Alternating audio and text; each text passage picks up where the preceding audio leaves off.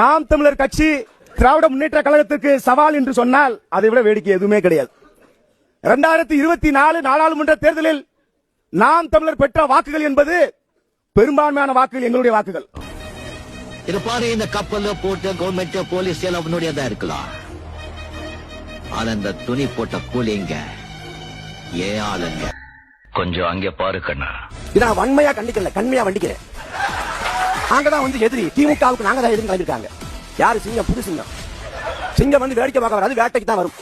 ஆனா என்ன ஒண்ணு, சனிக்கிழமை மட்டும் தான் வேட்டையாடும்.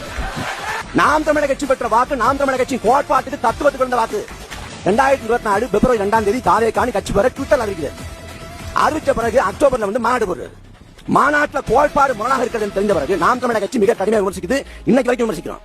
அதுக்கு பிறகு இங்க ஈரோடு கிழக்கு இடைத்தேர்தல், ஈரோடு கிழக்கு இடைத்தேர்தல் திமுக போட்டி போடுது, நாம் தமிழக கட்சி போட்டி போடுது. ரெண்டு தான் போட்டி போடுறோம். பிரதான கட்சியான அதிமுக கூட இல்ல.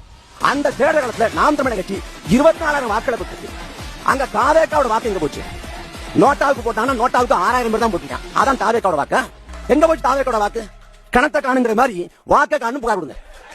விஜய் பேசார்ல, கச்சத்தீவு நாங்க பேசணும், பேசின பிறகு இலங்கை அதிபரே போயிட்டாரு. ஒரே ஒரு முறை நான் சவால் விஜய்க்கு, காவிரி சிக்கல் குறித்து, முல்லை பெரியார் குறித்து ஜனநாயகம் படம் வெளியாக முன்பு பேசணும்.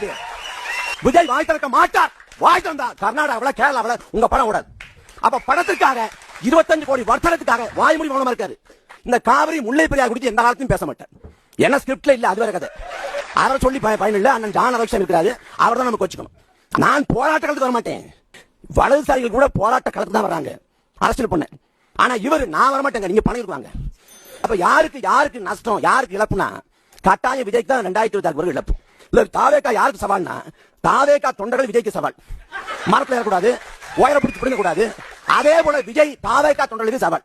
வெளில வரணும், பனை விட்டு வாங்க தலைவா, வாங்க தலைவா உருண்டு போடணும். இந்த மாதிரி இருக்குது.